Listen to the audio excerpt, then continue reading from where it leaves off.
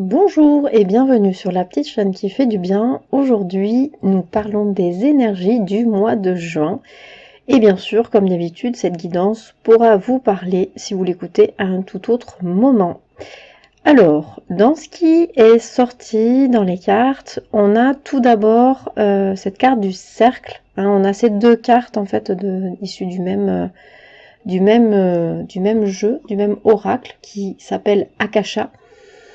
Et la première, donc ça nous parle d'un cercle. Le cercle, en fait, ça représente les boucles, les choses desquelles on n'arrive pas à sortir.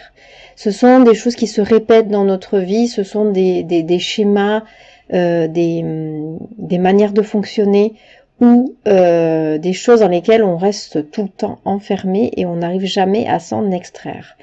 Donc voyez ce qui vous parle dans votre cas, mais cette carte-là, elle représente vraiment des choses qui sont toujours apparues en fait dans votre vie, qui ne vous ont jamais lâché, on pourrait dire.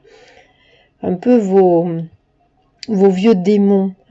Et elle est associée à cette carte de l'abandon. Alors pour moi, on pourrait parler effectivement des blessures, comme si ce sont ces boucles liées à des blessures, et en particulier peut-être celle de l'abandon. Donc ça pourrait être dans certains cas, pour certaines personnes, ça pourrait vous parler.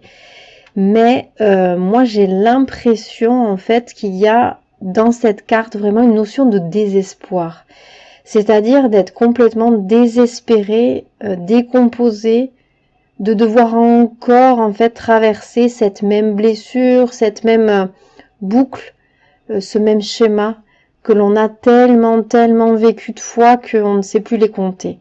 Et en fait, on est comme dans une énergie où on est enfermé dans cette boucle, en fait, et on ne sait vraiment plus en sortir.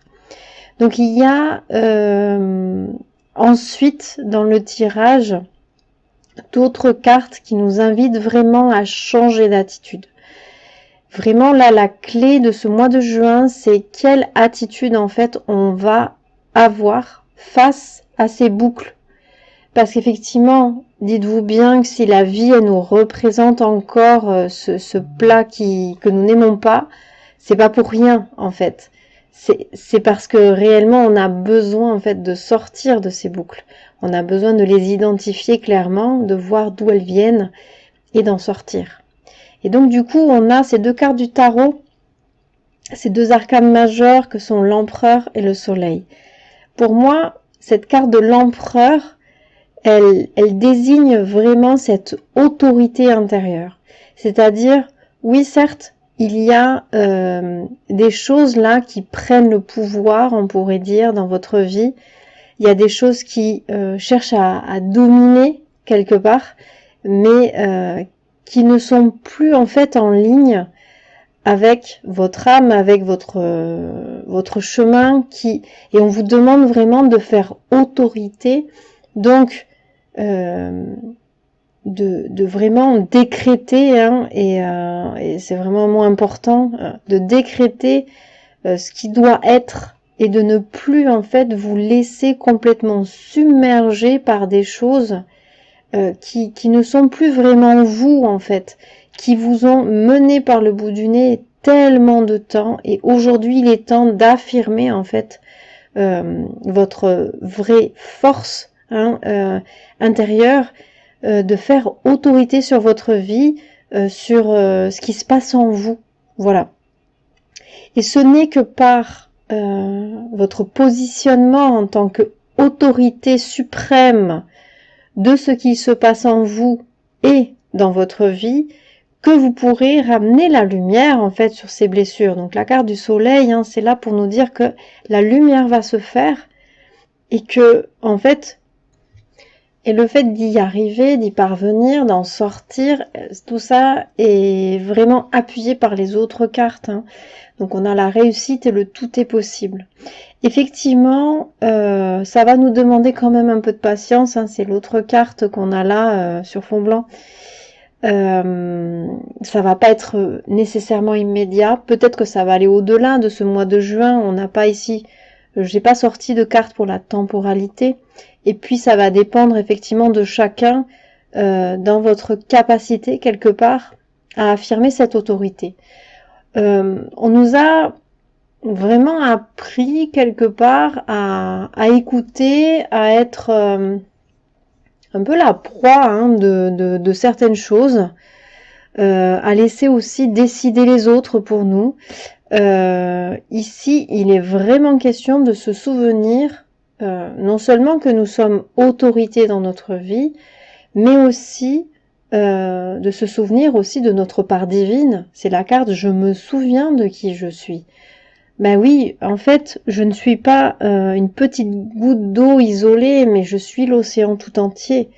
Il faut que j'arrête de me prendre en fait pour ce corps périssable et que je me vois en tant que cette part divine qui habite ce corps temporairement, en fait.